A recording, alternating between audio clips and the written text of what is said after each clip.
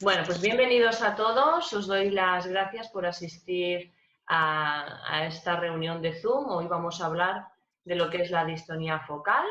Me presento, para los que no me conozcan, soy Ana Velázquez, fisioterapeuta. Estamos en Barcelona, físicamente ubicados en el Centro de Prevención de Artes Escénicas, y nosotros nos dedicamos básicamente a tratar y a formar artistas en las especialidades, sobre todo, pues, como decía, de la prevención, tratamiento de lesiones, pero nuestro objetivo principal es la prevención. Por este motivo estamos haciendo hoy esta reunión aquí, una clase que va a protagonizar Ana Cester, que es médico y pianista, y que además nuestro objetivo común, nuestra misión, es divulgar lo máximo posible cómo podemos prevenir lesiones. Hay algunas de estas lesiones que podemos prevenir si hacemos las cosas como nuestro querido Antonio Bustamante, como Dios manda, ¿no?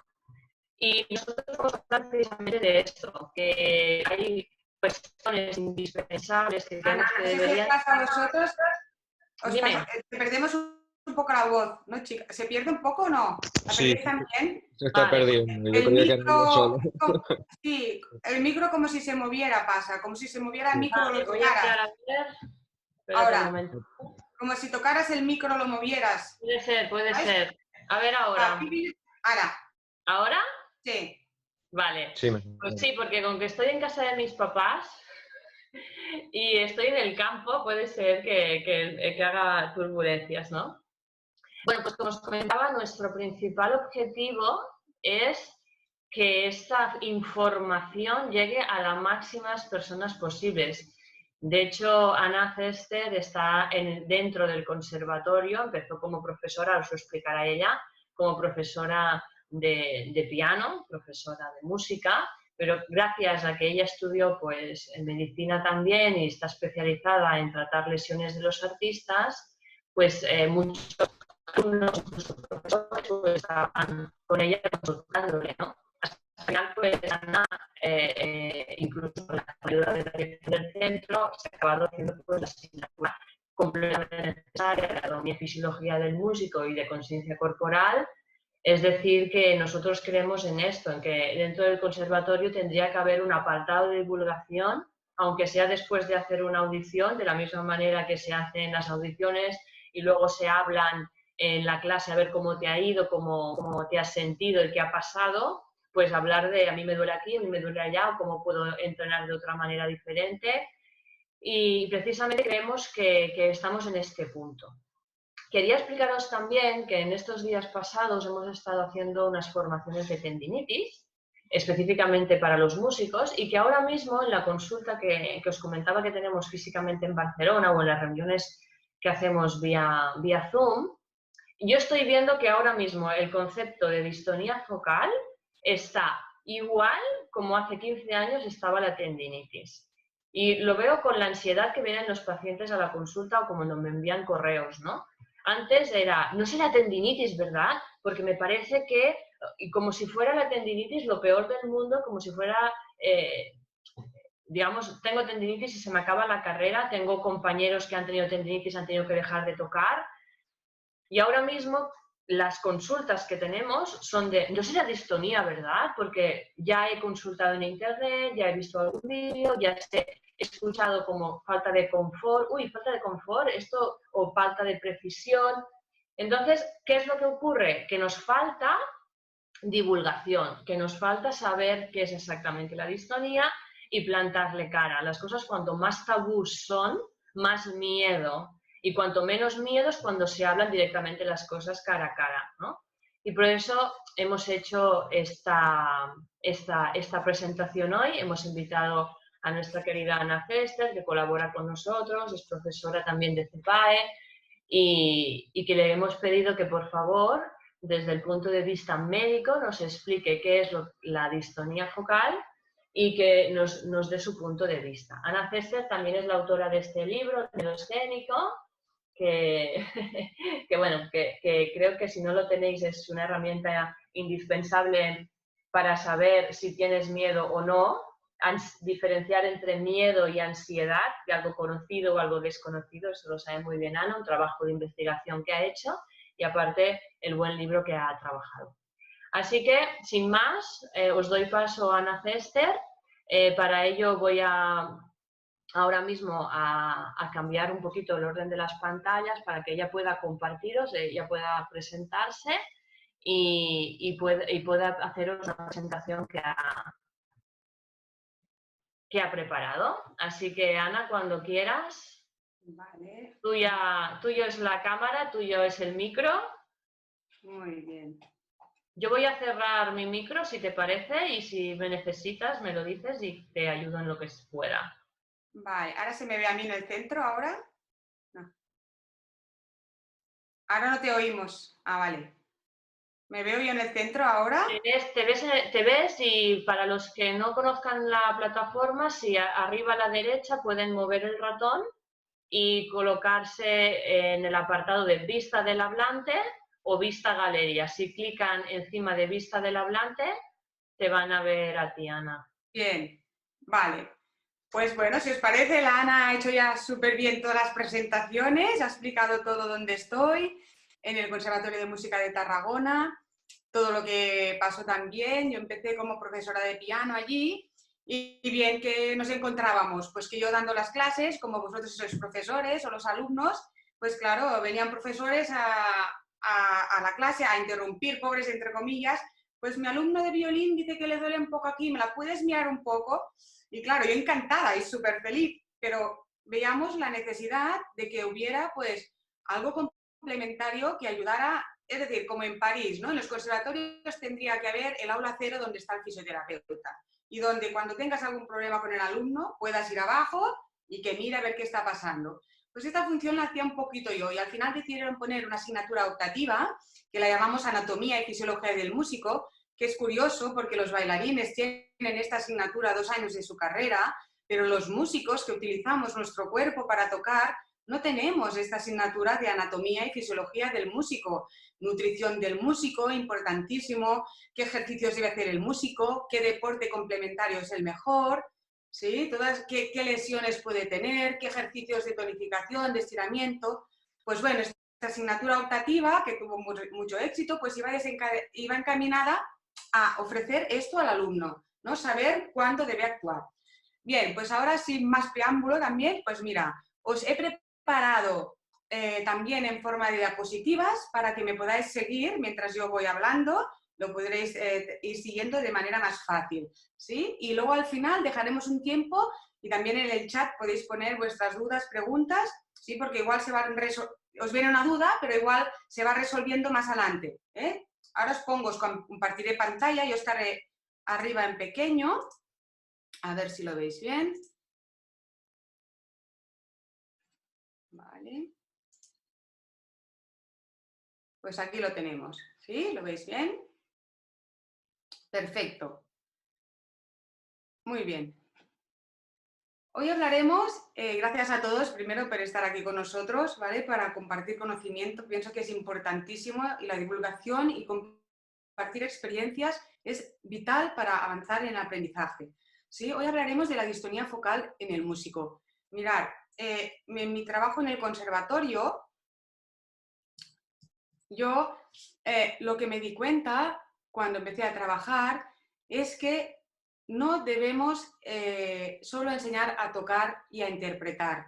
El alumno debe exigir que su enseñanza sea integral, es decir, que sea de calidad, que se le ofrezca información, formación y educación, ¿sí? Porque estos son conceptos inseparables a la hora de enseñar.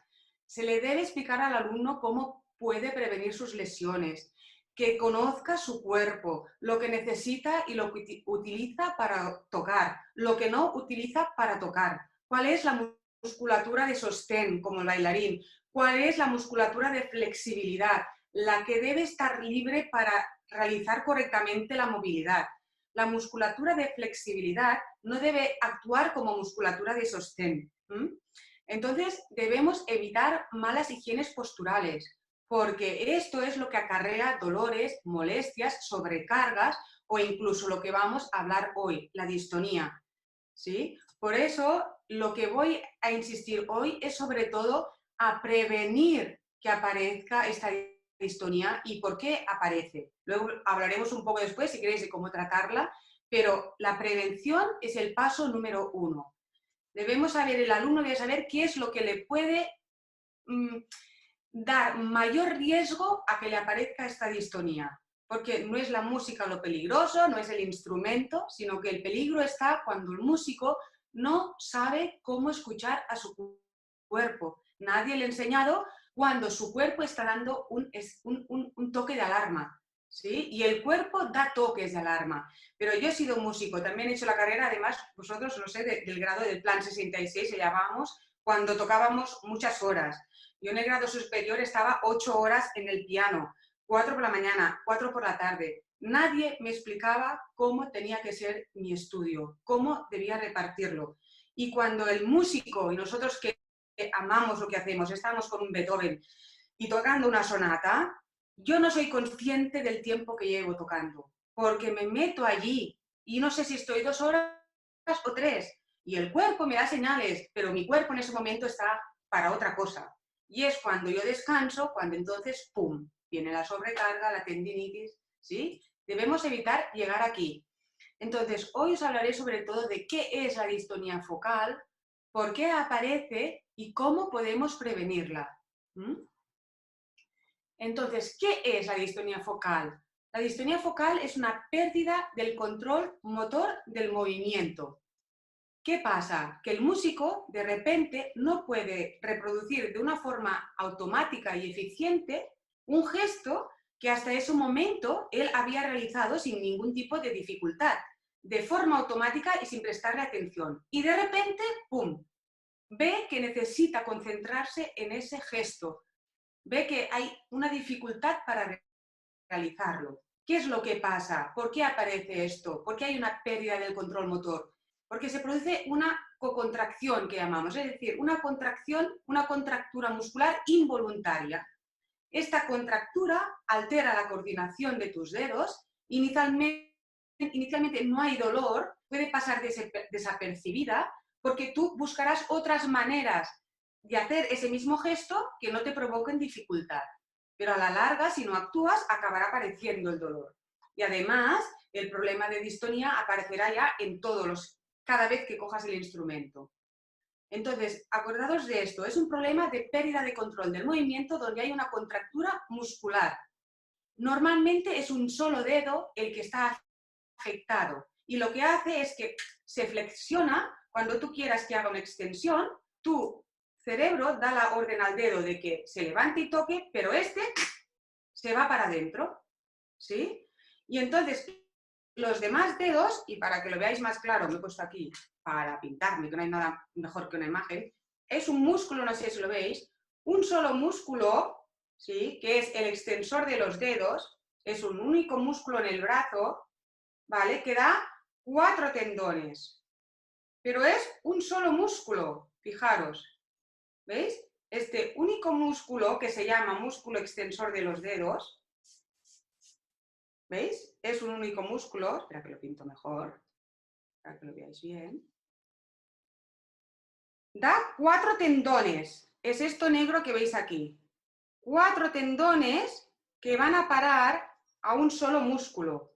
4 tendones, es lo negro, y van a parar, pasan por aquí, que es otro de los problemas que si queréis hablaremos otro día, que es el síndrome del túnel carpiano, porque estos 4 tendones tienen que pasar por la muñeca, todos juntitos, y para ir a parar en este músculo único. Cuando mi cerebro da la orden a este músculo de hacer una extensión, lo harán los 4 dedos a la vez. ¡Clic! Extensión. ¡Clic! Y si ponéis la mano encima, notaréis este músculo cómo se mueve. Es un solo músculo que se inserta aquí. Por eso habrá también problemas de tendinitis aquí a nivel del codo, porque se inserta aquí cuando trabajamos mal. Bien, entonces, contracción, clic. ¿Qué le enseñamos nosotros con el aprendizaje? Hacemos una cosa para que nuestro creador no nos destinó. Nos destinó para coger frutas de los árboles y para agarrar, para defendernos de los animales. Por eso puso un solo músculo. Pero ahora, ¿qué hacemos? Tocar. Y pedimos que cuando mi cerebro da la orden al músculo de que se levante los dedos, le pedimos que solo se levante uno, cuando la contracción está en todo el músculo. Esto es lo que hace el niño pequeño cuando empieza a estudiar. Es decir, aprende a disociar. Por eso el niño cuando empieza le es tan difícil levantar un solo dedo.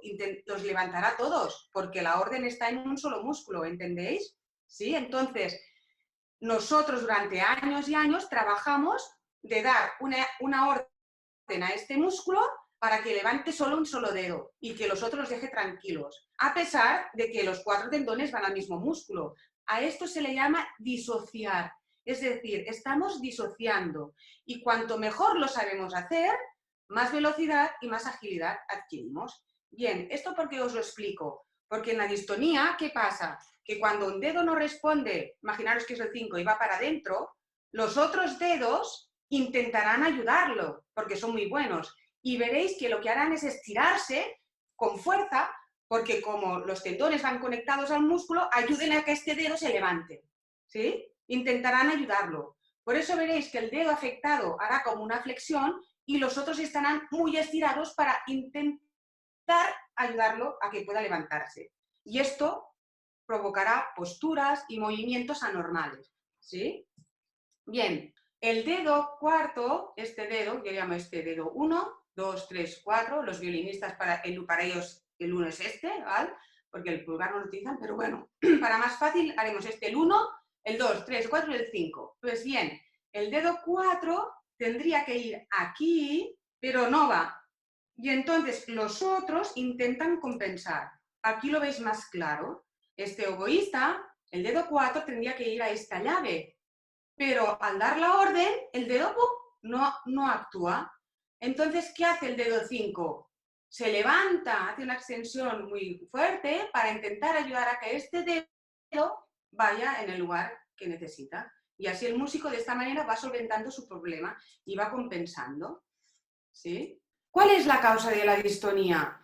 Pues es idiopática, es decir, no la conocemos y además es multifactorial, depende de muchas cosas.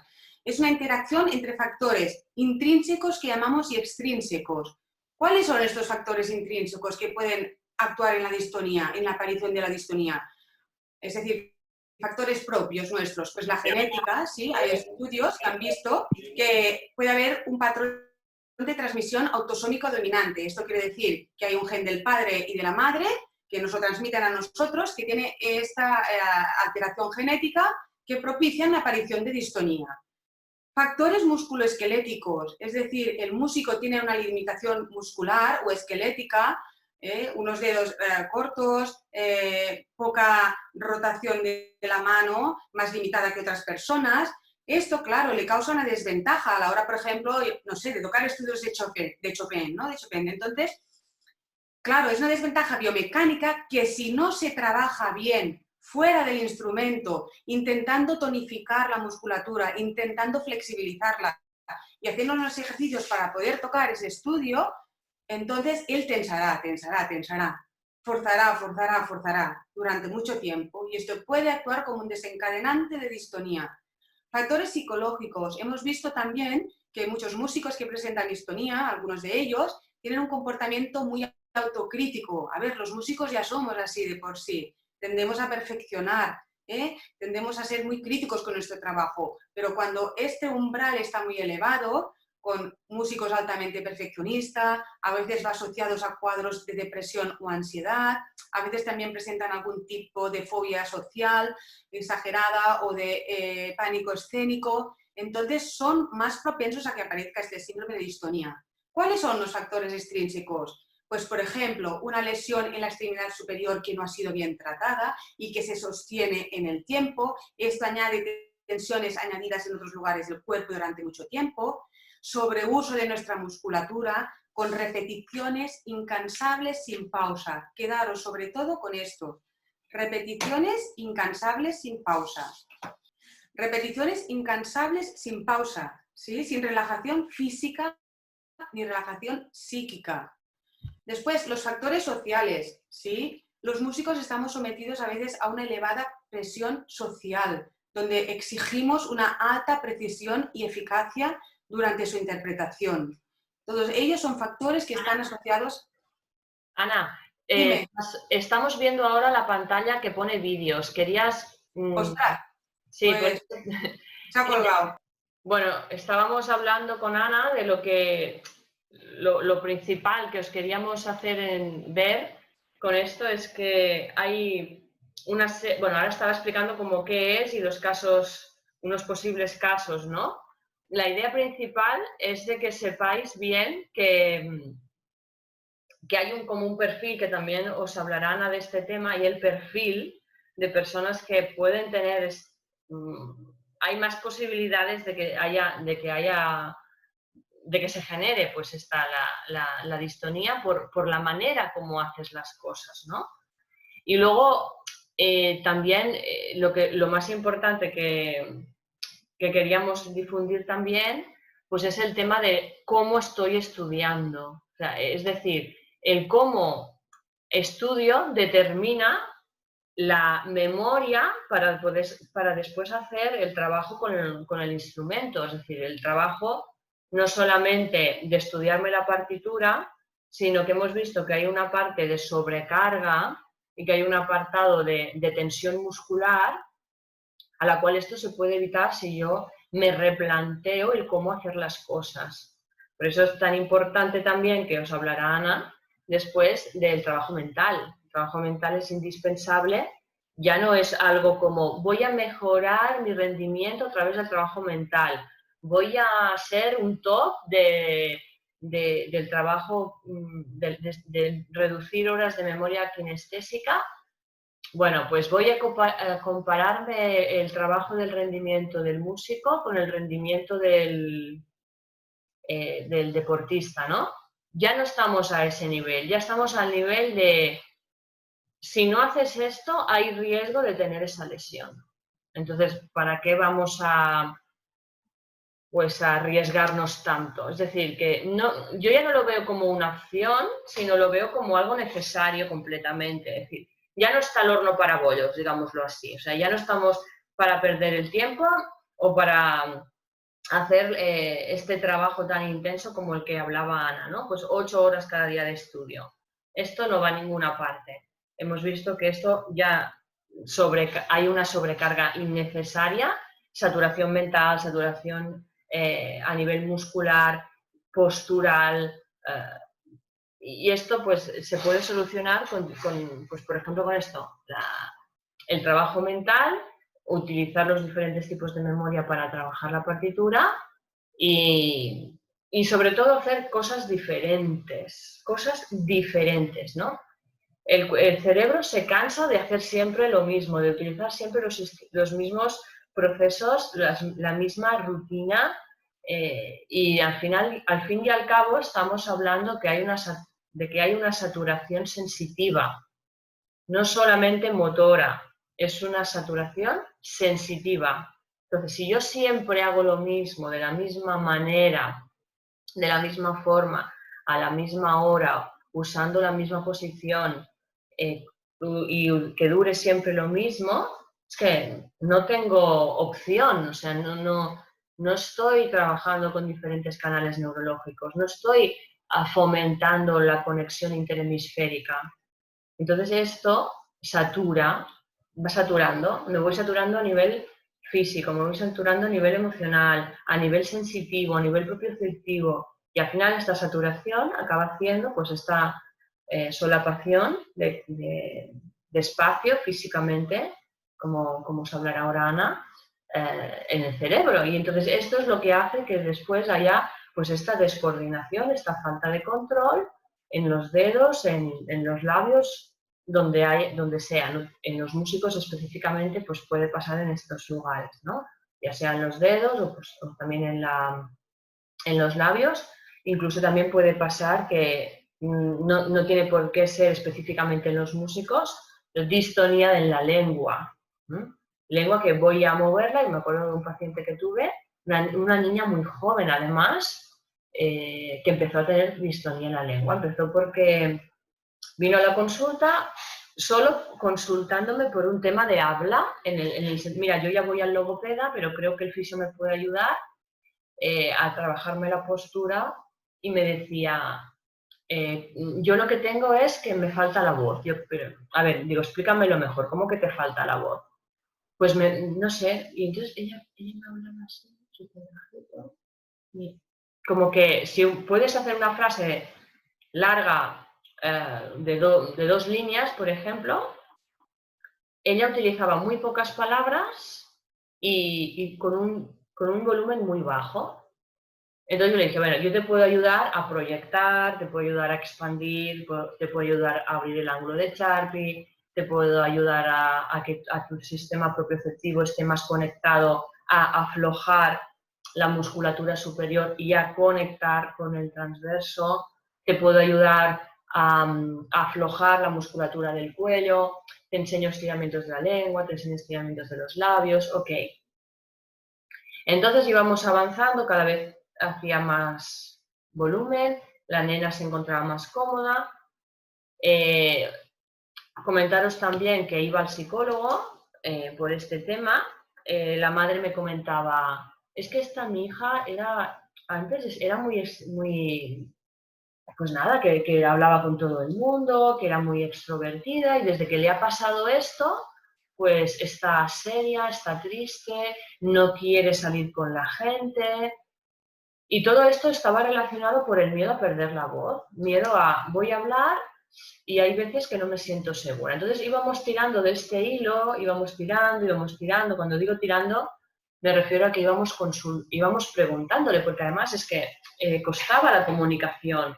Ella estaba, fíjate, en primero de medicina, o sea, no era una persona que podía tener algún problema intelectual hasta la fecha. O sea, si yo no hubiese hablado con la mamá y me hubiese dicho todo esto, me hubiese costado mucho de creer que esa niña tenía una vida normal antes de que yo la conociera, porque la verdad costaba muchísimo la comunicación, el diálogo, que te hablara.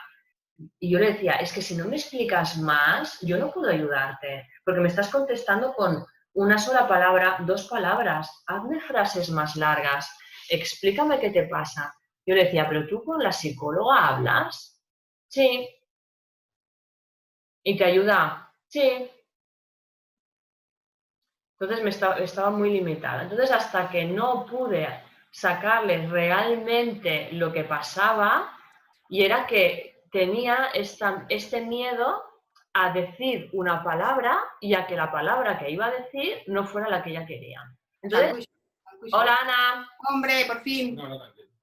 Entonces, perdona, os he dado tiempo para hacer un café. Sí. Estaba justo explicando un caso de distonía de lengua que tuve con una niña. Bien. Y entonces viene a la consulta un día y me dice, ¿ves? Es que yo cuando hago así, y me enseña la lengua así, y la lengua así, se le torcía. Y entonces me dice, es que yo esto no lo hago expresamente. Bueno, pues has tardado 4 sesiones en decirme que te pasaba esto. Y la mamá tampoco lo sabía. 4 sesiones, y que a la 4ª sesión fue como, mira, y la mamá me dijo, sí, ya me lo ha dicho, hemos pedido cita al neurólogo. Yo veo que también es un problema mucho de miedo por el que pasa, porque esta nena hacía una vida, como os digo, normal, había acabado todos los estudios, estaba empezando primero en medicina, y lo que hacía era, iba a canto, pero como algo amateur, algo bueno, porque me gusta, pues hago canto, ¿no? Bueno, pues nada, que eso, que la parte psicológica es heavy también, ¿eh? Vale, Ana, estaba explicando mis batallitas. Vale, seguimos, si os parece. Gracias, Ana, por explicar este caso. Así tenemos ya un caso práctico también. ¿Sí? Yo creo que ha sido al poner los vídeos que no lo ha soportado. No ha soportado la carga distónica del ordenador. Esto sí que lo habíais visto, ¿verdad? Los factores intrínsecos. Bien, los factores extrínsecos también. Bien.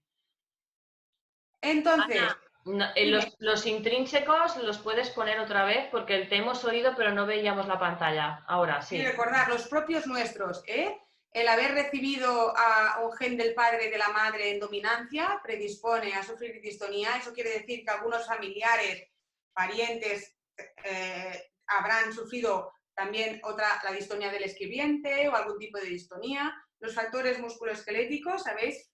Desventajas biomecánicas que no trabajamos bien y que nos limitan y que forzamos. Y factores propios de la personalidad del músico. Personas muy altamente perfeccionistas, muy críticas, ¿sí? O con algún tipo de fobia social. Luego, los extrínsecos que hemos comentado, ¿sí? La exigencia de la alta precisión y eficacia durante su ejecución. Entonces, ¿qué es lo que pasa? A pesar de que la etiología no la tenemos clara, lo que sí sabemos es que el problema está a nivel neurológico, a nivel cerebral, ¿sí? A nivel del córtex, y de unos lóbulos que no entraremos en ellos, el lóbulo basal y otras zonas implicadas del cerebro. ¿Qué es lo que pasa? Que debido a sesiones de ensayo exigentes, repetitivas, llevadas a cabo durante muchos años, se produce lo que llamamos una sobreexcitación a nivel del córtex, que es debida a esta sobreexcitación se produce debido al aumento de representación de los dedos en el córtex. Esto ahora con una imagen lo veréis más claro a lo que me refiero, ¿sí? Aumenta la representación del dedo en nuestro córtex cerebral, porque el cerebro hemos descubierto ahora en el siglo XIX-XX que es plástico, es decir, que siempre va a más. Las articulaciones, los músculos, los ligamentos, a partir de los 25, ¡boom!, se deterioran. Pero el cerebro siempre va a más. Por eso inventaron esas maquinitas para los abuelitos, para potenciar la conexión entre las neuronas y la conexión sináptica. Entonces, este aumento que se produce en la representación de los dedos a nivel del córtex, finalmente acaba afectando la respuesta motora y aparece la distonía. Ahora, para que lo entendáis, esto es el cerebro, ¿veis? El cerebro tiene una área que descubrieron los neurólogos dedicada al movimiento de cada parte del cuerpo y también a recibir la percepción sensorial. Es decir, si ponemos unos electrodos aquí para iluminar el córtex, si yo muevo este dedo, se me iluminará esta zona de aquí. Si yo muevo mi cabeza, se iluminará esta zona de aquí. Si muevo mi brazo, se iluminará esta zona de aquí. A partir de esto, los neurólogos podían saber qué zona del cerebro estaba dedicada a cada parte del cuerpo. Esto fue muy bueno, por ejemplo, para operar tumores cerebrales o accidentes de tráfico. Es decir, sabían, ostras, si yo toco aquí, me cargo la movilidad del brazo. Si yo toco aquí, me cargo el movimiento de la lengua y el habla. Por eso, si os fijáis, muchas intervenciones del cerebro se hacen con el paciente despierto. Le ponen unas tablones, unas pantallinas y diga, ¿qué está leyendo? Y dice, manzana, pera. Y cuando el neurólogo toca aquí, pues dice, quiere decir que está tocando el área que produce esa palabra, o levante la mano y de repente toco aquí con el bisturí y no la levanto. Así sabemos cada zona del cerebro qué parte del cuerpo mueve.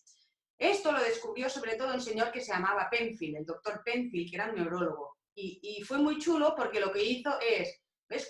Cortó el cerebro por la mitad, así en forma de salchichón, esto sería un cerebro cortado, y dibujó encima cada parte del cerebro que dedicaba al movimiento o a la sensibilidad de una zona del cuerpo. Es decir, él dijo, por ejemplo, mirad, desde aquí, desde esta parte del cerebro motor hasta aquí, todo esto el cerebro le dedica a mover el dedo 1. Todo esto le dedica a mover los dedos de la mano. Y fijaros qué chirriminita, qué cosa más pequeña, le dedica para todo el brazo o la pierna. Porque son movimientos amplios, pero la precisión está aquí y el cerebro no es tonto. El cerebro dedica lo que tú le pides. Y fijaros para la cara, fijaros para la boca, qué pasada. Me dicen que el trompetista da besos de Superman, pues claro, porque dedica mucha área, ¿sí?, a la sensibilidad de la boca. Por eso cuando tenemos un dolor en la boca o una herida o en la nariz nos duele tanto, porque la zona sensitiva dedicada a ello es muy grande. ¿Lo veis? Cuanto más específica es el área, más el cerebro dedicará más zona. Fijaros aquí, bueno, esto se ha ido, ¿ves? Bueno, no, era sorpresa. Fijaros si el cerebro fuera, ¿cómo nos ve nuestro cerebro? Se cree que nosotros por fuera somos así. Así es como nos ve nuestro cerebro. Se piensa que tenemos esta super cabeza, estas super manos y este cuerpecito así. Porque las áreas que él dedica a nosotros son estas, ¿sí? Entonces, tanto sensitivamente, no se diferencian mucho, ¿lo veis? Como motor, como de manera motora, el cerebro se piensa que somos así. Fijaros a nivel motor todavía más, qué pequeñez dedica al brazo. En cambio, qué pasada de área cerebral dedica la mano. Esto es muy bueno, ¿no? Porque como hay plasticidad cerebral, si yo toco y toco y toco desde pequeño y encima le doy más movilidad, más conexiones sinápticas, más aprendizaje, más automatismo y más estímulos, entrenaré y bien, ganaré en habilidad y en destreza, ¿sí? O sea, estas zonas que el cerebro dedicaba pues a estas áreas que no requieren tanta habilidad, le quitaremos al cerebro una parte de esta zona, ¿sí? Es decir, esta área que dedicaba al brazo, pues yo le quitaré un poco y no importa, porque como no requiero tanta habilidad, no pasa nada. Pero ¿qué pasa si me paso de horas y horas y horas y no hago más que tocar? A mi cerebro solo le enseño tocar, solo le enseño interpretar y no le enseño otras cosas paralelas que veremos luego, otras maneras de trabajar mucho más valuosas que el simple hecho de tocar, que también es importante. Pero cuando yo ya trabajo 2 horas en el instrumento técnicamente y físicamente, debo invertir 3-4 horas en un trabajo paralelo. Y esto lo hacen los deportistas. Y nosotros somos deportistas y debemos hacer lo mismo. Porque si sobreestimulamos a base de repetir y repetir, bien, el cerebro puede ganar en un área que no necesita, como aquí. Pero ¿qué pasa si, fijaros, aquí el cerebro dedica para el dedo 1 de aquí a aquí, para el dedo 2 de aquí a aquí, para el dedo 3 de aquí a aquí, el 4 y el 5. Hasta aquí bien. Yo trabajo, trabajo y trabajo. Bien, si el 5, que soy un violinista, lo muevo mucho y le quito área y le hago grande de aquí hasta aquí, no pasa nada, porque no le quitaré a una zona muscular que necesita habilidad. Pero si me paso y el 5, además de avanzar por atrás, avanza por adelante, y el dedo 3 avanza por atrás y por adelante, y le quita área al dedo 2, y el 2 se pone sobre el 3, habré hecho el área estaba así, de cada zona, y habré hecho que se sobrepongan. De manera que cuando mi cerebro da la orden para mover el dedo 2, como la área del dedo 2 en mi cerebro se ha puesto por encima del de la 3, yo no descoordinaré. Mi cerebro será un cacao. Es como cuando en el ordenador pones 2 barra y te sale 2 barra del 2020 y tú quieres, no, yo quería poner 2 barra partido por 4. Pero el ordenador se adelanta pensando lo que quieres hacer. Pues porque el cerebro es plástico y actúa igual. Le has machacado tanto a base de repetir y repetir y repetir, que vale, el área se ha hecho más grande, pero ha invadido las otras. Y entonces la orden que da se ha alterado. Si entendéis, si has entendido bien, Ana, este punto clave, es lo más importante para entenderlo. ¿Sí? Que los dedos han compartido parte de la parte que les tocaba, pero no restando área a otras zonas que no importa, sino restando área a la propia mano. Y entonces hay una confusión. Aquí habéis visto que es necesario, pues, para que aparezca la distonía, pues que hagamos una tarea muy repetitiva, los músicos, de mucha precisión motora, los músicos, con muchas horas de trabajo, los músicos. Entonces, trabajo manual preciso, repetitivo, intenso, realizado durante muchos años sobre el instrumento. No tendrá distonía focal un niño de 9 años, lo tendrá una persona que está acabando su carrera o que está presentándose a unas oposiciones que encima tiene una sobrecarga psíquica añadida, ¿sí? ¿De acuerdo? Y se puede dar, como hemos visto, en las manos o en la boca o en la lengua. Entonces, ¿cuál diríais que será el tratamiento más efectivo para la distonía focal? Pues este. La prevención. Este es el tratamiento más efectivo. Si no hemos llegado a tiempo, entonces deberemos hacer los otros tratamientos. ¿Sí? ¿De qué se tratará? Pues como habéis visto, tendremos que reorganizar otra vez nuestro córtex cerebral. Es lo que llamamos, el tratamiento se llama reentrenamiento sensorial de la parte sensitiva y motora.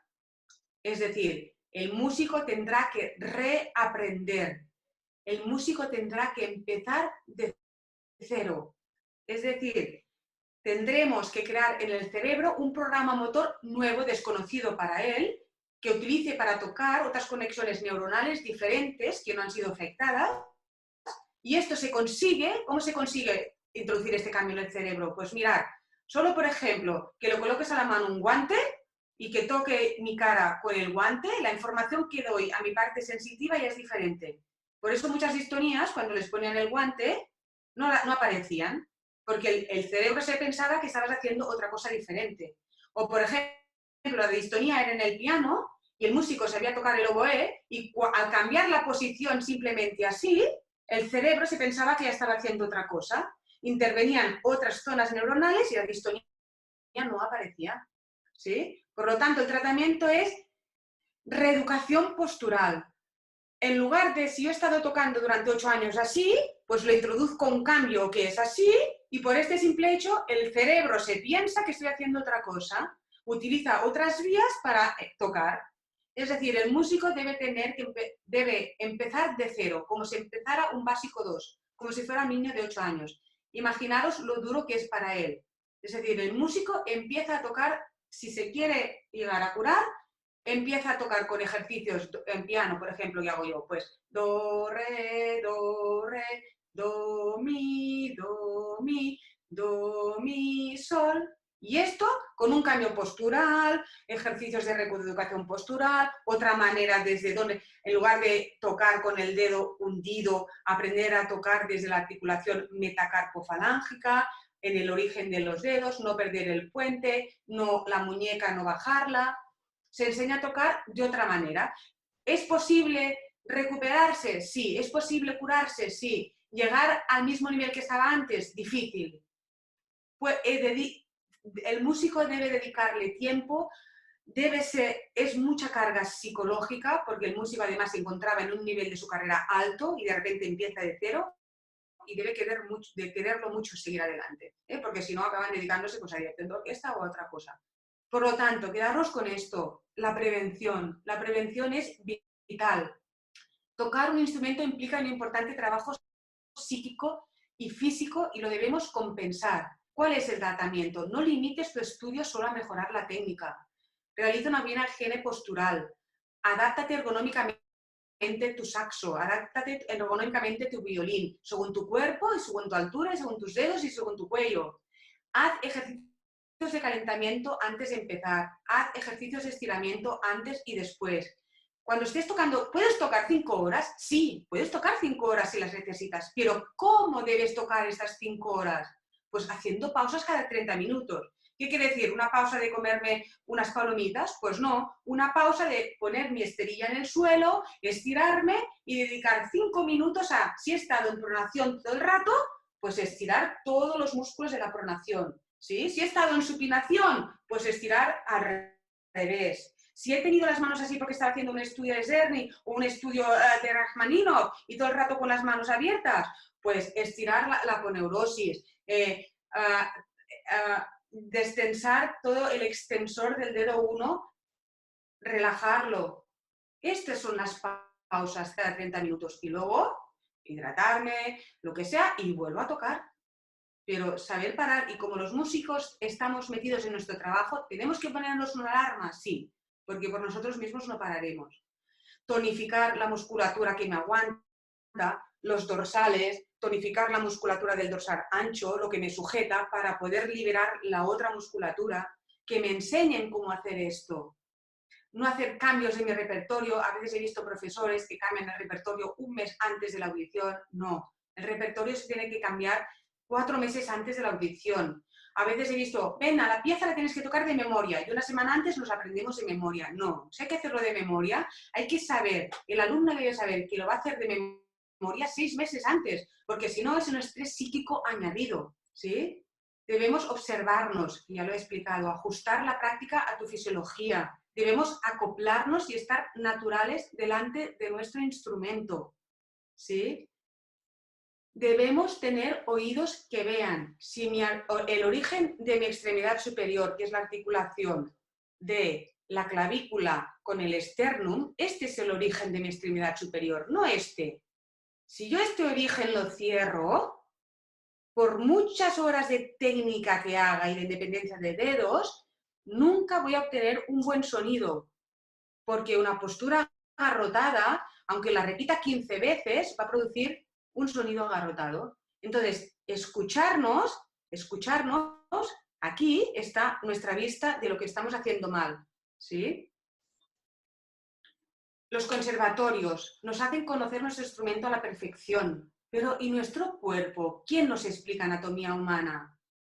Sé, a veces hay alumnos, los pequeños aún, pero los de grado medio, con 15, 14 años, y dicen, bueno, lo he tenido que estudiar en la escuela. Pues con 15 y 14 años me dicen si este de aquí es un músculo, si el dedo, ¿dónde está el músculo del dedo? Es que en el dedo no hay músculo, porque si hubiera, no pasaría esto que nos pasa a todos los músicos, ¿no? Que nos hundimos así, que se hunde la falangita.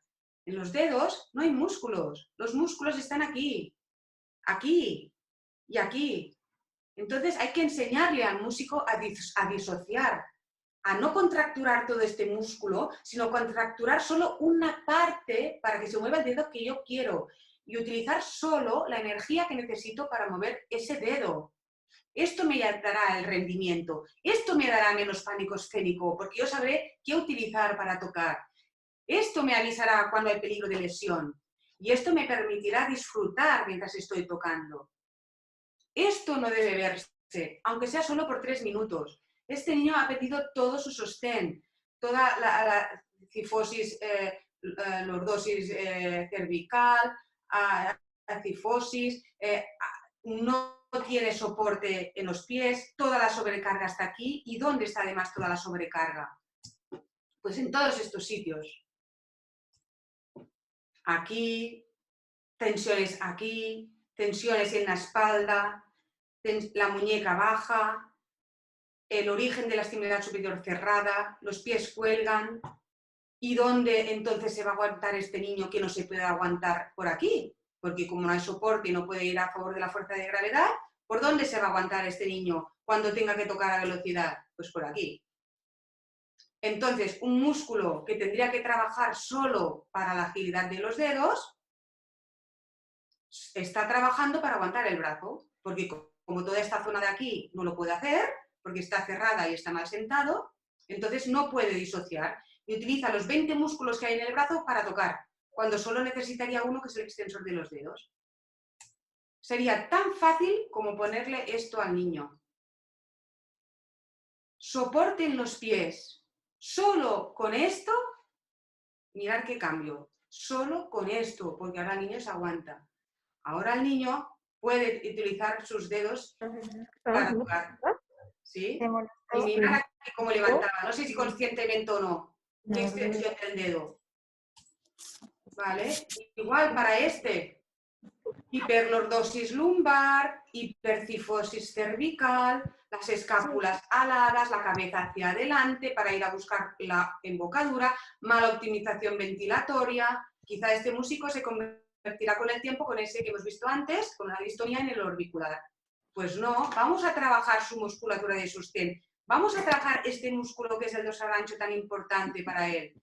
¿Sí? Vamos a colocarle bien, no que sea la cabeza la que va a buscar la embocadura, sino al revés, la que el instrumento va a buscarle a él. ¿Sí? Todo esto que hemos visto puede ser un desencadenante de la distonía focal. Todas estas cosas. Y acabamos ya con otro trabajo más importante para prevenir la distonía focal. Primero con todo lo anterior y para acabar con esto. No os dediquéis a repetir un mismo pasaje de la misma manera.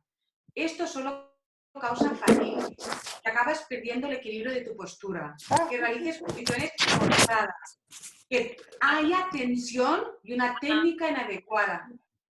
Ana, para un momento, porfa. Isabel Becerra, ¿puedes parar el micro, por favor?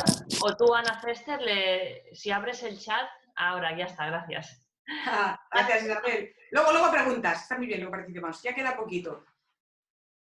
No repitáis un ejercicio cuando no llegas a obtener un resultado en un tiempo razonable. Y mis alumnos me preguntan, y Ana, ¿cuánto es un tiempo razonable? Pues si a las 10, 12 veces de haber repetido ese gesto no sale, pregúntate qué está pasando.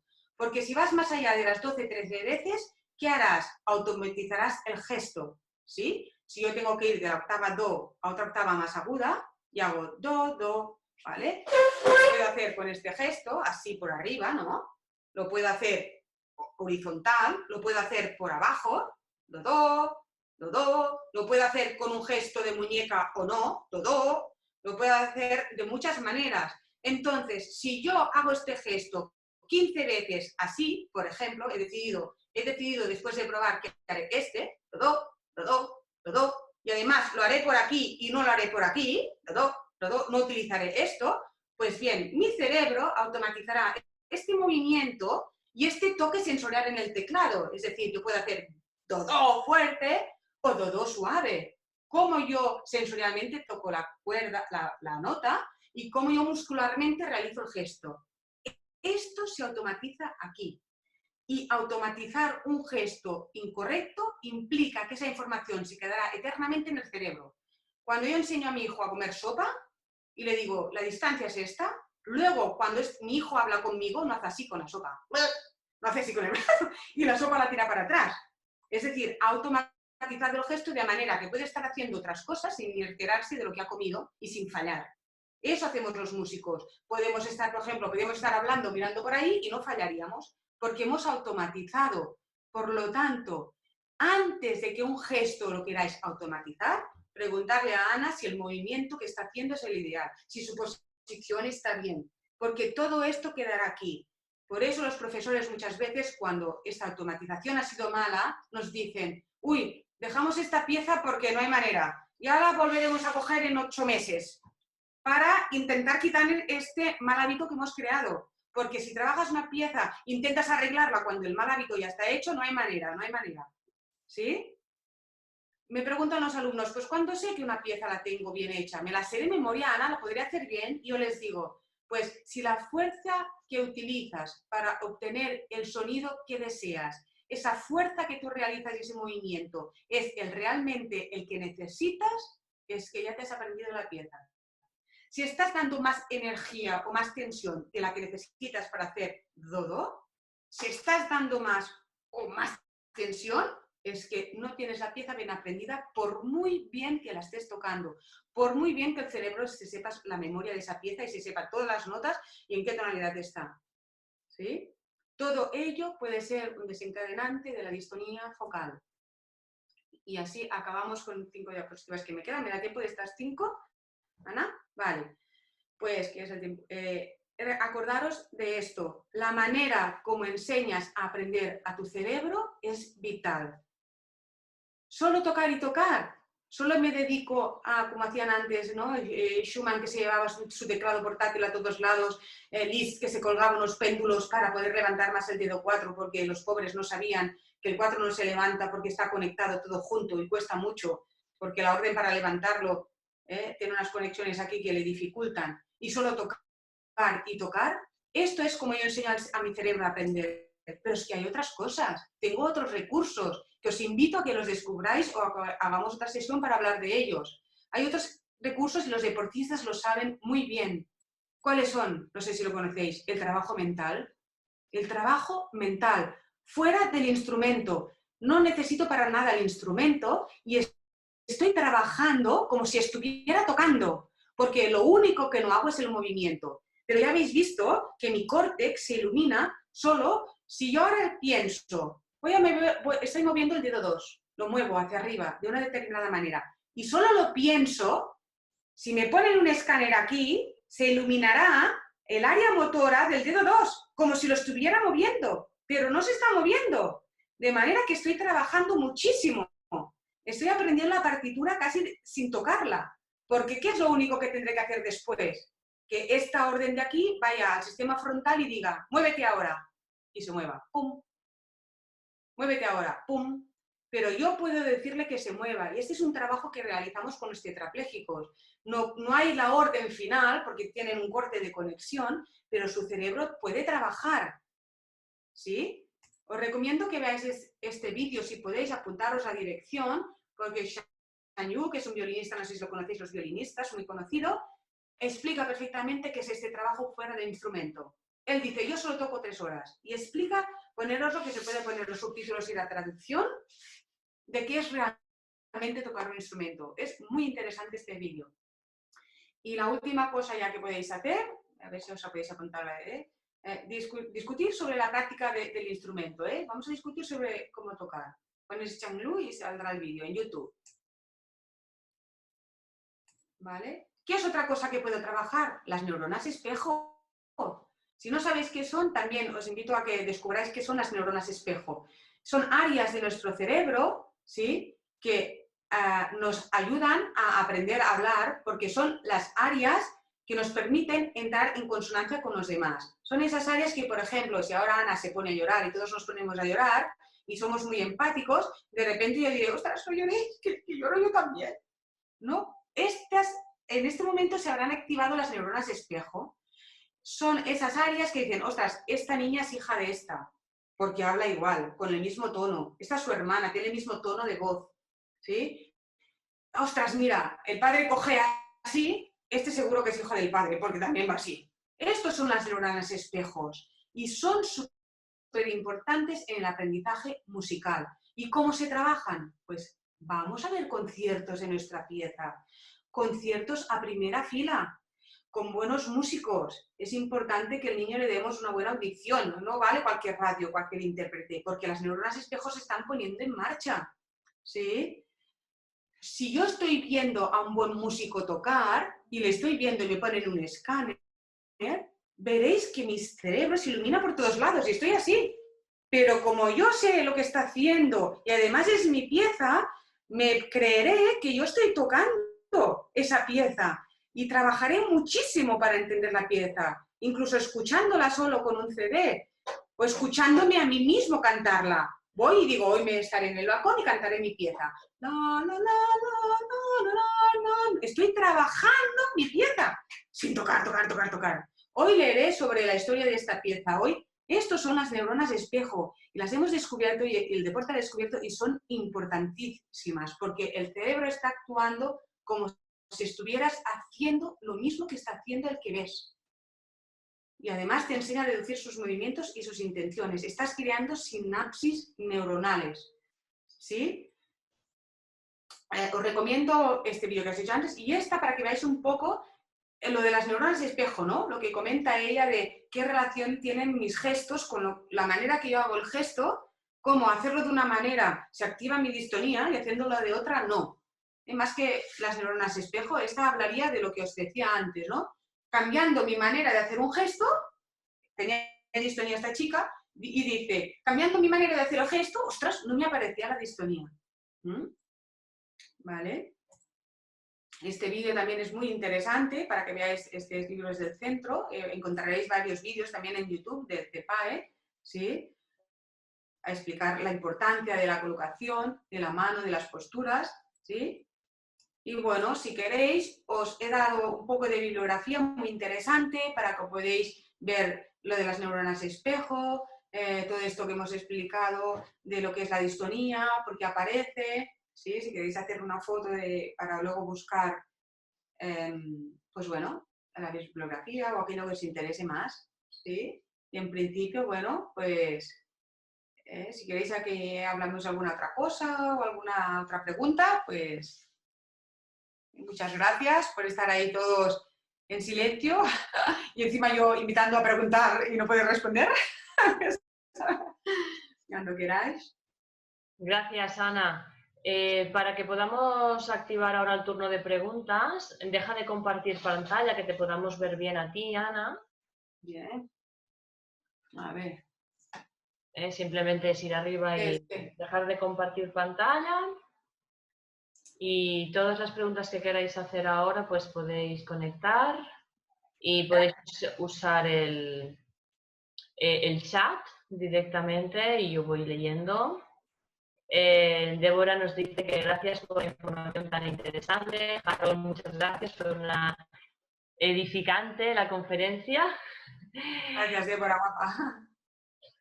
Bueno, pues el tema que nos ha presentado Ana, pues como os decía al principio, creemos que es actualmente tenemos que divulgar todo esto, ya seáis músicos o algún fisioterapeuta, un fisioterapeuta músico, y hay que activar esto para que los profesores empiecen a trabajar de una manera diferente, Ana Cester tiene la fortuna de ser médico y de ser pianista y por eso puede aplicar todo esto. Creo que actualmente en los conservatorios, pues como decías Ana, falta esto, ¿no? Falta esta divulgación y falta sobre todo espacios en los que podamos hablar para quitarnos miedos y para decir esto que me pasa a mí, ¿qué es? Y no quedarnos callados, ¿no? Cuanto más se hable de las cosas, mejor. Quitamos ansiedad, quitamos preocupaciones, quitamos miedos. Enseguida que nos encontremos con alguna cosita que nos pueda afectar, ya sea un dolor, ya sea una falta de confort, pues preguntarle a un profesional. No dejéis de preguntar por miedo, porque siempre es mejor prevenir. Eso es lo que tenemos que, desde la parte sanitaria, os queremos hacer esa difusión. Muchísimo mejor prevenir y a veces, pues las cosas hablándolas, ay, pues mira, la solución era así de fácil, ¿no? Si lo dejamos pasar en el tiempo, pues puede ser que las cosas se compliquen y en el ejemplo concreto de la distonía es así. Si tomamos una distonía de tiempo, es muchísimo más fácil de arreglarla que no una distonía de años, como tengo yo pacientes en la consulta que me dicen, esto lo tengo desde hace 12 años, desde hace 10 años. Hace 5 años que estoy con esto y ahora ya he hecho tantos cambios con los dedos y con la muñeca y con el codo y que ya no sé qué más mover, ya no puedo compensar más. Pues, ahí no tenemos que llegar, ¿eh? Entonces voy a leer a Harold. Soy violinista y tengo distonía focal, tercero y cuarto dedo de la mano izquierda en recuperación. Creo que es debilidad en los extensores y sobreexcitación de los flexores. Sí, sí. Se pone si lo ha mirado, si lo ha tratado, ha ido a que le confirmen que se trata de esto. Harold, Es importante también esto que ha dicho Ana, cuando sospechéis algo, que intentar confirmar que se trata de eso, porque si no se puede mezclar, por ejemplo, una tendinitis o una sobrecarga muscular, confundirnos y que se trata de una distonía. Pero por lo que comenta ella parece que sí que está bastante claro al decir el dedo 2 y 3, y sí, puede ser por la tensión que ha realizado durante muchos años sobre esa extensión que comenta ella. Sí, sí, puede ser perfectamente. Entonces, hay que tratarlo desde aquí, Harold, ¿no? Se llamaba, o sea, desde cambiar esta tensión y sobrecarga que comentas, haciendo una reeducación, sobre todo en tu caso, postural, si es debido a esta causa, ¿sí? Y de trabajar las piezas, sobre todo en violín, que requieren mucha extensión, ¿sí? De los dedos para llegar a qué octavas que tienes que hacer. Las piezas antes de tocarlas, saber cómo tienes que preparar tus dedos para conseguir tocarlas, ¿sí?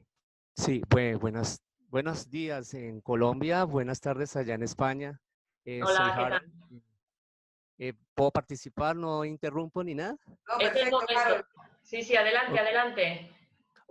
ok, bueno, yo presenté distonía focal hace 8 años. La verdad no sabía de qué se trataba hasta cuando empecé a hacer mi monografía de grado sobre las lesiones que sufrimos los violinistas y pues ahí me enteré de que era un problema de distonía. Em, Prácticamente todo empezó con una tendinitis, sobrecarga del extensor del carpo, del dedo meñique. em, y pues la verdad fue muy, evolucionó y se malogró, digamos, el tendón. Eh, Después de eso me dio una neuropatía cubital con atrapamiento del nervio a nivel del codo, pues de carácter moderado, pero inmediatamente yo tuve la neuropatía, empecé a sentir el dedo tercero y cuarto del dedo de la mano izquierda muy extraños, la sensibilidad extrañísima, y se desencadenó la distonía, ahí fue cuando se desencadenó todo. No sabía de qué se trataba hasta cuando empecé a averiguar en internet y sobre todas estas conferencias que se dan a nivel de las distonías focales. Y efectivamente, pues tuve ya el diagnóstico de neurología. Estuve con aplicación de toxina botulímica, no sirvió para nada, no provocó absolutamente nada. se tensó más la musculatura porque pues obviamente durante un tiempo uno no va a poder mover muy bien el dedo mientras que ya va perdiendo efecto, bueno, todo este tipo de cosas. Descarté totalmente la toxina y estoy en recuperación a base de puras terapias, de un reciclaje técnico que me ha llevado años, de mirarme al espejo, cómo estoy tocando, de mirar cómo cada dedo, cómo lo coloco, cada dedo cómo se mueve, de saber si es que estoy estirando, porque pues mi problema es que el dedo segundo del violinista perdió fuerza, se debilitó. Ahorita ya tengo fuerza en esa parte del dedo y por consiguiente, como se había debilitado la musculatura de ese dedo, se había hecho un gran esfuerzo del dedo tercero y cuarto. Me tocó cambiar totalmente la forma de tocar. Tuve que girar más la muñeca, subir más el dedo pulgar, tener más la mano cerca al diapasón porque mi mano estaba lejos del diapasón. Fueron muchas cosas durante 8 años de distonía focal. Obviamente todavía falta un poquito porque ya puedo, digamos, hacer las combinaciones segundo y cuarto dedo, pero aún hay un poquito más de esfuerzo en levantar el tercero o de articular segundo y tercer dedo de la mano izquierda. Y todo ha sido a base obviamente, hoy en día les doy las gracias por haber visto yo esta conferencia porque hay otros médicos que cobran muchísimo dinero por estar en una conferencia sobre distonía focal que me parece como absurdo. Plataformas que le indican a uno, tú pagas $300, $400 y puedes tener acceso a mi plataforma para saber cuáles son los ejercicios y me parece como se ha vuelto como la distonía focal un completo negocio porque cada uno que se ha recuperado empiezan a decirle a uno, mira, yo me recuperé, te puedo ayudar por $95. Hace poco tuve una conferencia con un argentino que se había recuperado de distonía focal, donde me decía, mira, por 95 euros yo te cobro para que puedas salir de eso. Entonces se ha vuelto un negocio total esto, que cada vez que alguien sale de una distonía focal, siempre le dicen a uno, mira, yo te cobro esto. Y tú me pagas y ya sales de la distonía. Y yo digo, no, obviamente uno en pandemia, ¿cómo va a tener esos recursos tan grandes como para uno pues salir de la cosa? Entonces, obviamente, la gente que ha salido de las distonías focales lo han hecho por simplemente averiguar cómo, como un reciclaje técnico en su instrumento. Entonces yo digo, pues, ¿para qué me pongo yo a pagar tanto dinero sabiendo que yo también puedo hacer el mismo reciclaje? Entonces he estado así. Yo, mira, sí, puedo decir 3 o 4 cosas a Harold y después, Ana, si quieres añadir algo, mira, me lo voy apuntando. Primero, Harold, felicitarte porque lo estás haciendo muy bien. Te han hecho recorrer mucho camino, ¿sí? Y has tenido que ser, desgraciadamente, tú solo el que por ti mismo buscara la solución, pero estás en buen camino por lo que explicas. 8 años con ello y siguiendo luchando con esto. Te felicito y vas por buen camino y ahora sabes lo que es y puedes actuar sobre ello. Lo segundo que os quiero decir, como comenta Harold, cuando estamos desesperados, cuando tenemos una enfermedad, cuando nos encontramos mal y queremos salir de ello, nos agarramos a lo que sea. Yo lo he vivido en experiencia personal, además. Es decir, como médico, hay mucho, como comenta Harold, muchos que se aprovechan de esta situación, muchos otros, gracias a Dios, que no, porque sabemos, muchos médicos, que cuando, y por nosotros mismos, que cuando queremos encontrar una solución a nuestro problema, si nos dicen que nos comamos un palo, es que nos lo comemos, porque pensamos, bueno, estamos tan mal que para probar que no quede. Y entonces vienen estos aprovechamientos de tener que pagar barbaridades para que nos den a veces consejos que ante la desesperación incluso actúan de una forma placebo, creyendo que la cosa va bien, porque nos agarramos a lo que sea. Entonces, hay que saber respirar, como ha hecho Harold, y saber, vale, no, o sea, no existen los milagros a Lourdes, Y yo tengo que mirar qué realmente tengo. Y de cara a los profesionales, no tenemos que aprovecharnos de las debilidades de los demás, porque en el momento de una enfermedad uno está desamparado y se acoge a lo que sea. Con esto, y que lo ha comentado Harold, me gustaría compartir esto, no sé si lo veis, ¿está viendo Ana esto? Que comentaba Harold, el grande, es decir, lo que él decía, va y me puse la toxina botulínica. Pues fijaros, qué éxito de mejora. Harold lo tuvo que vivir en propia experiencia. ¿Cuál es el mejor éxito de mejora? Pues el trabajo de reeducación, estiramientos, de posición corporal, ¿sí? ¿De acuerdo? O sea, los relajantes actúan poco, que si la toxina botulínica, que si la hipnosis, intervención, o sea, operar, cero. Otros tipos de tratamiento, yoga. Entonces, hay que saber... a ver cómo se dice aquí. Bueno, sí, deja, vale. Sí, Harold, entonces, esto es lo segundo importante. Otra cosa que ha comentado Harold, la importancia de la higiene postural y del cambio de la manera de tocar, ¿sí? ¿Qué más le pasó a él? Importante en la distonía, que no haya mucho tiempo entre los síntomas y el diagnóstico. El alumno debe conocer qué es una distonía porque a la mínima señal no tiene que estar dando vueltas que si es una tendinitis, que si es que estás mal de la cabeza o tienes un problema psicológico y tienes estrés y por eso te pasa todo esto, estás estresado porque tienes mucho trabajo. Nada, tómate unos antidepresivos y unos relajantes, ¿eh? Y vueltas y pasan años y años. Cuanto menos pasa entre los síntomas y el diagnóstico, cuanto más corto es el tiempo, más fácil es la curación. ¿Por qué? Porque si no sabes lo que es, como le pasó a Harold, ¿qué hace tu cuerpo? Intenta compensar.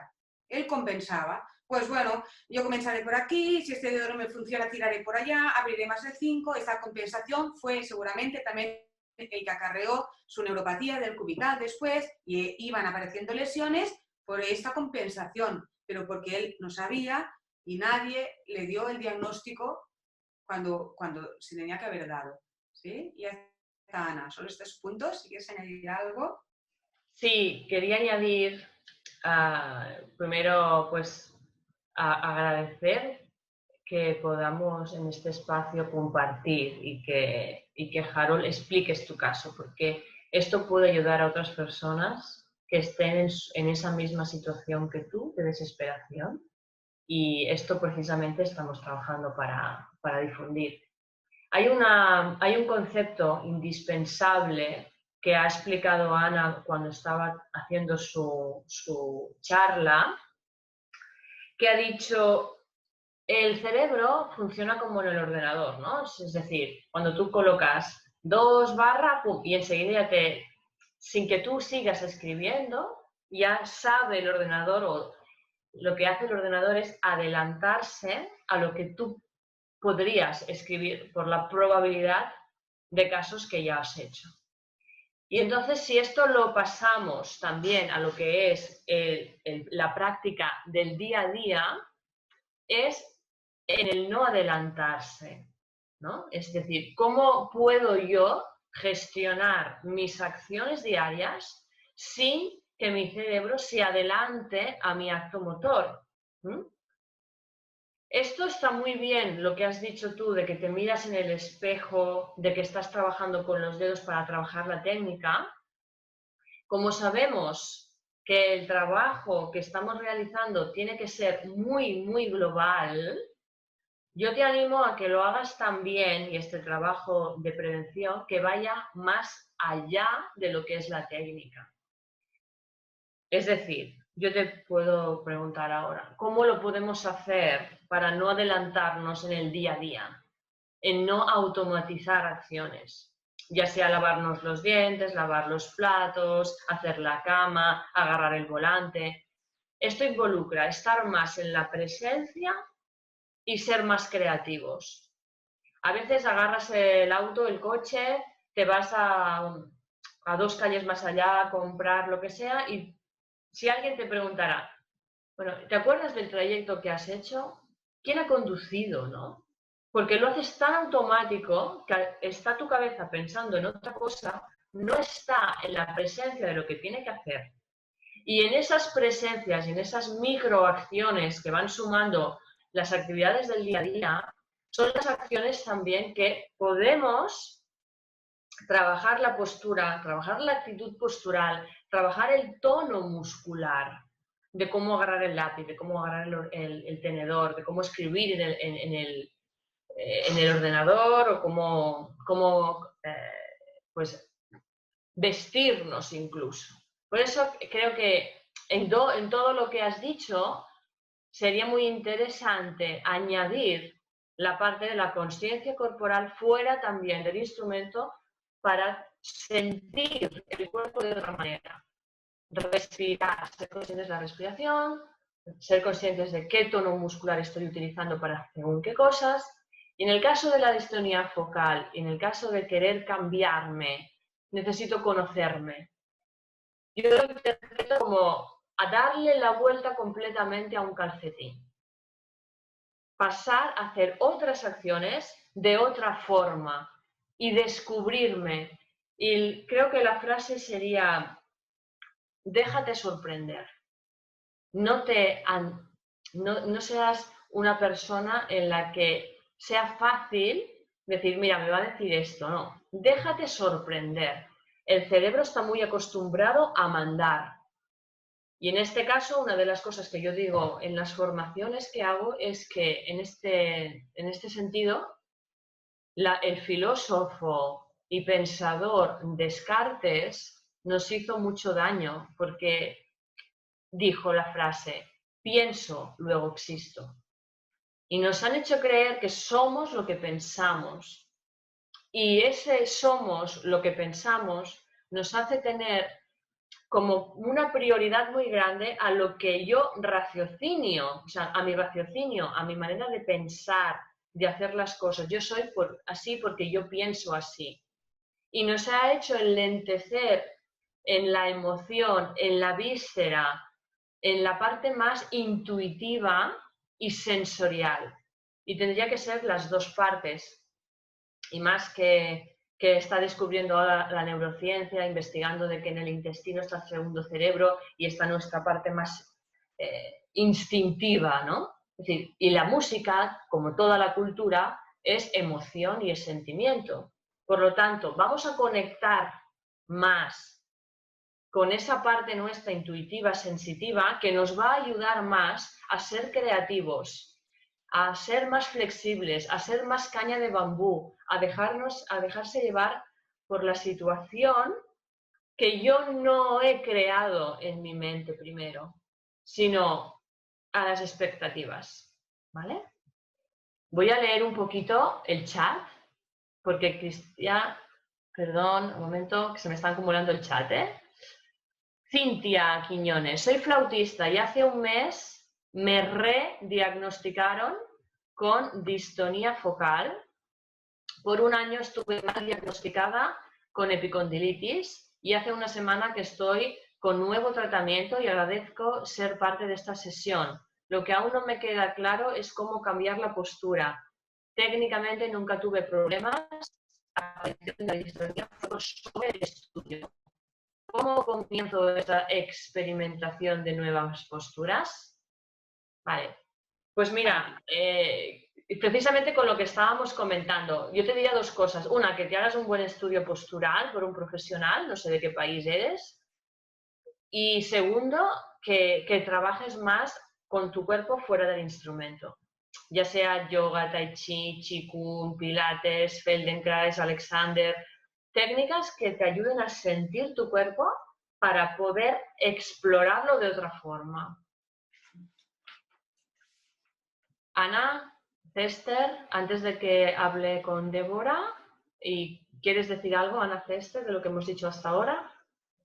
Vale, sigo con el chat, ¿eh? Débora nos escribe, dice, tengo una consulta, cuando un alumno aprende a tocar el piano, como con muchos instrumentos, hace un exceso de fuerza y ejerce mucha tensión innecesaria, tanto con los dedos como con el brazo. ¿Qué práctica o ejercicios podría hacer fuera del instrumento o con él para rebajar el exceso de tensión para tocar las teclas? Vale, déjame que te conteste, Débora. Precisamente hicimos un taller la semana pasada de esto, así que vamos a repetirlo próximamente. Dedicamos un taller de 4 horas a hacer este trabajo de ejercicios, los ejercicios ideales para quitar tensión, para la tendinitis, y luego aflojamos la musculatura, indicamos qué estiramientos son los ideales y no te quedes solo con esto es lo ideal y es una postura con la que tengo que hacer. Quédate con lo que hoy has aprendido, que ha dicho Ana César. Cuando tú tocas y estás con tu pieza y estás cómodo y sientes que la energía que estás usando es ideal, si sumas energía en exceso, eso te está indicando que ya no es ideal. Entonces, si por el momento experimentas con tu cuerpo y no te exijas tanto ahora, desde hoy, para hacer ese cambio con el instrumento. El cuerpo... Se te vuelve a... Ay, que estoy tocando lo que no tengo que tocar. Ahora bien, ¿no? Vale, se ha perdido la parte del medio solo. La parte del medio. Bueno, que no te exijas con el instrumento porque el cuerpo está hecho de habilidades que se suman. Es decir, que si tú quieres esta habilidad de bajar la tensión, si tú no la tienes adquirida en tu cuerpo antes, no la vas a poder hacer con el instrumento. Entonces, aprende primero en cosas muy sencillas. Ayúdate de técnicas para hacerlo, por ejemplo, estas que te decía, técnicas de conciencia corporal. Aprovecho para recomendaros los audios que hay en este libro, que es el último que he sacado, que es de técnicas de conciencia corporal, audios, o hay varios también en internet, podéis ir a una técnica en específico o podéis buscarlo vosotros con un profesor o con un canal de YouTube, por ejemplo, ¿no? Hay muchas de estas técnicas. No precisamente es, mira, Ana, es que en la consulta me pasa, ¿no? Yo ya hice técnica Alexander y no me fue bien. No. Primero, ¿cuántas horas hiciste de técnica Alexander? No, fui a 2 clases. Bueno, 2 clases, darle un poco más de margen. Pero bueno, también acepto esto, ¿no? No me gusta nada. Vale. No te quedes con que puedo haber hecho 2 clases de técnica Alexander y como no me gustó, ya está, ya se ha acabado el mundo de la conciencia corporal. No, por eso hay tantas, ¿no? Por eso hay tantos instrumentos, porque no tienen por qué gustarme todos. Me gusta 1 o 2 o 3. Técnicas de conciencia corporal hay un montón. Escoge la que te guste a ti, pero escoge una técnica que te despierte sensaciones que nunca has sentido, que te haga mover el cuerpo de una manera que no has movido, que te haga trabajar el tono muscular, ¿sí? Y entonces, cuando ya trabajes esto y cuando ya pienses el cuerpo de una manera diferente, lo tienes que hacer en pequeñas cosas. No te exijas ya tener esa habilidad con el instrumento. Cuando esa habilidad ya no la tienes para agarrar una cuchara o lavar los dientes o peinarte. Esto es como aprender a tocar un instrumento. Requiere su técnica. El tocar un instrumento, para mí, tendría que ser paralelo al trabajo corporal de uno mismo. Sé de instrumento, sé de mí mismo. Sé de instrumento, sé de mí mismo. A medida que más sepa de mí mismo, podré aplicar todas estas acciones con el instrumento, ¿sí? Este virtuosismo que yo tengo, habilidad para moverme, habilidad para agilitar los dedos, habilidad para leer rápidamente la partitura. ¿Qué pasa? Que se lee rápidamente la partitura y luego no sé mover los dedos bien. O por ejemplo, me mareo cuando leo el periódico. Entonces, esto es una coherencia, es una habilidad neuromuscular y propioceptiva y se tienen que juntar muchos factores. Entonces, estos factores es algo que tú tienes que tener y tienes que saber de qué te cojeas. Entonces, si ves claramente que es algo que falla concretamente, pide ayuda. Si tú ves que hay algo que falla pero no sabes qué es exactamente qué, pide ayuda a nivel profesional, decir, mira, yo lo que quiero es esto y no sé cómo conseguirlo. O yo, mira, yo sí que quiero tomar más que los dedos, ¿cómo lo puedo conseguir? Quiero bajar el muscular, eso que me estás diciendo tiene que pasar sí o sí por conocer más el cuerpo y saber qué es lo que te altera a ti. Porque puede ser relacionado con la postura, como por ejemplo el caso del que ha explicado Ana, de que el niño no toca con los pies en el suelo y por eso carga la espalda, o puede ser que lo que te esté alterando es algo emocional, o puede ser que te esté alterando la altura de la partitura, o puede ser que es la altura de los brazos. No lo sabemos. Entonces hay que analizar todo, analizar la postura con el instrumento, Pero ojo, tú no vives con el instrumento, tú eres tú. Es que te altera a ti. Eso es lo importante de que reconozcas. ¿Sí? Vale. Harold, ¿qué quieres decir con distonía de embocadura? ¿Que si existe? ¿Que sí? ¿O sí? Hemos puesto un ejemplo de distonía en la...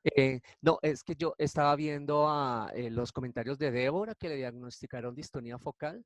Mm. Entonces le preguntaba a ella si era de embocadura o es en... Ah, bueno, estaba hablando de tocar el piano, Débora, ¿no? Perdonar, es que me había ido arriba un momento, la Débora era que decía de piano también, que bueno, que había subido arriba donde tengo el estudio para que, por ejemplo, en el piano sería importante trabajar libros como estos, Débora, no sé si los conoces. Ahora hablas a Abraham.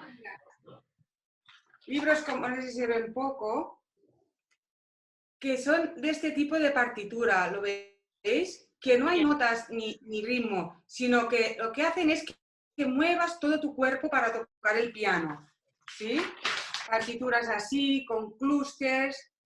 Al principio del libro explica qué es cada cosa, claro, porque si no dices, ¿esto qué es? Porque ¿qué pasa? Que todos hemos empezado con lo típico de las notas, ¿no?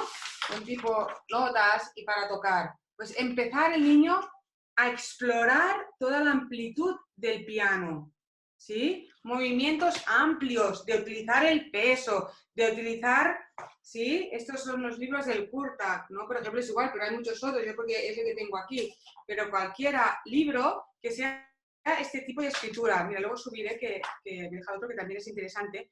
Y cuando ya haya hecho el niño durante 1 o 2 años esto, que además le ayudará a aprender a leer mejor después, ¿sí? Cambiar el concepto de escritura musical, cambiar el concepto de tocar un instrumento, poner el violín del revés, ¿por qué no? O sea, hacer que este instrumento, como decía Ana, forme parte de mí. El piano, si nos limitamos a estas notas cuando empiezan las notas centrales, el alumno se olvidará de que hay notas agudas por arriba y por abajo. Pensamos, niño pequeño, notas centrales. No, puede hacer así. Puede moverse a un lado y al otro. Y después es muy importante también que seamos el país que seamos para poder evitar tensiones, que el niño, por ejemplo, yo soy de Cataluña, de Tarragona, pues empiece a tocar piezas populares, ¿no? Aquí hay un libro que se llama, por ejemplo, Con el piano canta. Y las piezas, pues, ¿cuáles son? Pues las piezas que cantamos nosotras aquí, ¿no? Pues la de Flo, Mi, Fa, Sol, o sea, piezas que el niño cuando empieza a tocarlas, como las conoce, el llegan del pi, es decir, verá notas, pero cuando las toque será más fácil para él y sin tensiones porque ya sabrá qué melodía se trata. Entonces, piezas populares, empezar por ello. Ya cuando preguntas, por ejemplo, cómo empezar, si ya trabajamos fuera, cómo trabajar dentro. Solo este inciso, ¿vale? Vale, gracias, Ana. Abraham quería hablar. Le cede la palabra a Abraham. Hola. Muchas gracias por este tiempo. La verdad es que está siendo un coloquio muy, muy interesante. Gracias por la participación. Ana Cester, tenía mucha curiosidad por conocerte porque la verdad es que tienes como un perfil que me interesa muchísimo. Porque claro, tú conoces muy bien el mundo de la salud y conoces muy bien el mundo de la educación, ¿no? Entonces, yo he hecho mis estudios en fisioterapia, también he hecho mis estudios en conservatorio y he sacado un poquito, pues, conclusiones muy ricas de los dos mundos también, ¿no? Y una de las menos afortunadas es que yo tengo la impresión de que al pedagogo se le enseña mal. Porque al pedagogo a veces, o sea, se le enseña mal respecto al tema que estamos hablando, respecto a los temas de música, eso no tengo absolutamente nada que decir. Pero justamente hablabas de que claro, que el profesor es fundamental que sepa detectar o que sepa, que tenga la sensibilidad de captar lo que no funciona bien y tal. Y en realidad no sé, yo me encuentro con muchas circunstancias en las que el mismo profesor no tiene herramientas para, para hacer frente a un problema, no sabe ni por dónde le vienen los tiros, ¿no? Y que claro, justamente cuando has hablado del tema de la prevención, que justamente he dicho, ostras, pues aquí justamente el primer eslabón, que es el profesor, le falta una herramienta de observación que es fundamental para detectar todo lo que las consecuencias malas de lo que implica una distonía focal en este caso, ¿no? O otras patologías del músico. Yo tengo una pregunta para hacerte, es si crees que justamente al profesor de música, en temas de corporalidad, en temas de anatomía, cuerpo, etcétera, se le enseña mal, si no reciben quizás suficiente formación en sus propios estudios de música para esto. Y, bueno, en fin, si quizás son cuestiones como el programa académico a veces imponen a la particularidad del alumno. Porque yo me acuerdo cuando yo hice mis estudios en el conservatorio, era en primero de grado medio tienes que tocar estas obras, para segundo estas otras, para tercero estas otras. Entonces no avanzas en función de tus capacidades innatas, sino de una cosa que es protocolarizada. Esas son mis preguntas para ti. ¿Qué es lo que piensas al respecto? Estas preguntas, Ana, son geniales. O sea, has describido lo que estábamos luchando desde el Centro de Prevención en Artes Escénicas desde hace 10 o 15 años. Es decir, tú decías, no es que al profesor que me lo ha contado se le enseñe mal, no es que al profesor se le enseñe mal, es que al profesor no se le enseña. O sea, lo que hay que hacer es formar al profesor. Entonces, nosotros que somos de la vieja escuela, como dices tú, los profesores de ahora, seremos los de la vieja escuela, ¿no? Los que hemos pasado por el plan de estudios que solo era tocar. Bien, hasta aquí la culpa no es nuestra, podríamos decir, ¿verdad? Podríamos decir, ostras, no está en nuestro plan de estudio. ¿Qué hacemos desde centros como el nuestro? Primero, luchar en Generalitat, nosotros aquí en Cataluña, luego os lo explicará Ana, movernos para que una vez por todas el plan de estudio de música al menos logremos 2 años de educación corporal, de educación del cuerpo humano, 2 años de anatomía del músico, de cómo funciona en nuestro cuerpo, qué comer, por ejemplo, qué nutrientes son buenos para nosotros, porque lo que decías tú, a ver, yo no soy un fontanero, esto es muy importante lo que has dicho, es decir, el profesor no tiene que saber de fisioterapia porque no ha estudiado fisioterapia, no tiene que saber de medicina porque no ha hecho 5 años de medicina, ni tiene que saber de nutrición porque no ha hecho la carrera de dietética y nutrición. Pero el profesor sí puede formarse en saber cuándo hay un problema de nutrición. Yo no soy fontanera, pero si mi grifo sale y no se para, yo veo que hay un problema porque me han enseñado que cuando el grifo sale agua no para, hay un problema. Yo sé a quién debo llamar. Para solucionar el problema estamos gente como tú, fisioterapeuta, que además, eso es, lo que has hecho encima sabe que todo lo que representa estudiar todavía me puede ayudar más. Fisioterapeutas formados en medicinas de las artes, en cursos como los que ofrecemos, para después de tu carrera formarte en lo que es tratar a un músico, porque es muy diferente coser un dedo de un violinista que es coser un dedo de una ama de casa que no lo utilizará. Entonces, después de mi carrera, como fisioterapeuta, debo formarme para aprender qué es un músico, cómo piensa y cómo puedo tratarlo porque no le podré curar la tendinitis igual que a otra persona. Pues esto es formación y el profesor del conservatorio que ha tenido la mala pata, que no ha podido obtener un plan de estudios, que por desgraciadamente, como comentas tú, Abraham, no han cambiado mucho las cosas. Me costó a mí horrores poder introducir esta asignatura optativa además, que me la dieron, bueno, va como un regalito, optativa de anatomía del músico. Nos está costando horrores introducir la educación corporal ya a los 8 años. Educación corporal se hace, no sé si lo sabéis vosotros, en grado profesional. Ya es tarde, ya es tarde. A los 8 años hay que enseñar educación corporal, pues no hay manera. Entonces, los profesores de ahora están muy agarrados todavía al plan antiguo, ¿no? O sea, además como músico tú lo sabes, nosotros cuando hacemos alguna charla, que hemos tenido la suerte de poder hacerlas a profesores, alguna charla, introducimos el concepto de poner, por ejemplo, la silla del piano de una determinada manera, cuesta horrores introducir este cambio en el profesor, porque todavía está esa línea de, uy, si a mí mi maestro me lo enseñó así, ahora vienes tú y me dices que no, uy, ya cuesta cambiar al propio profesor, porque ya somos además este tipo de sector, ¿no? Los músicos muy tradicionales, entonces nos cuesta, no nos lo acabamos de creer hasta que no tenemos una lesión.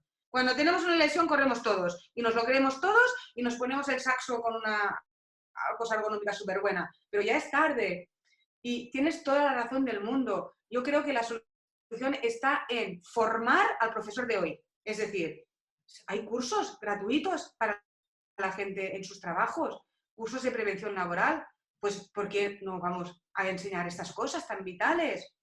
En el SMUC, la Escuela Superior de Música de Cataluña, ¿cómo nos introduce una asignatura de anatomía del cuerpo humano? Anatomía humana, anatomía de nutrición, como los deportistas. ¿Cómo puede ser, no? Ana, no sé si quieres comentar algo al respecto. Perdón, antes de que Ana intervenga, reintervengo, que justamente en el SMUC existe una asignatura de educación corporal, Bueno, pero en el Liceu de Barcelona, no existe nada de esto. Sí, pero no la existe educación ningún corporal tipo. también es lo que dices tú, la hemos tenido toda la vida, la educación corporal, ¿no? Y a veces te ponen una técnica que es Alexander Fleming, que están muy bien, pero lo que decía Ana antes también, yo a veces no necesito una técnica, necesito que me expliques mi cuerpo, necesito que me expliques esto, necesito que me expliques cómo voy a disociar. Educación corporal la ponen ahí como, ¿sabes? Es el recurso, el comodín que tienen para decir, sí, hacemos educación corporal, ostras, tú no. Asignatura María. Claro, ¿no? La María o la Salvación de cuando vamos a decir esto nos dicen, sí, ya tenemos educación corporal. Primero, ¿qué hacen en la educación corporal? Porque vale, técnica de Feldenkrais, Alexander, no sé qué estiramientos, pero es que no vamos a ningún lado con esto, ¿sabes?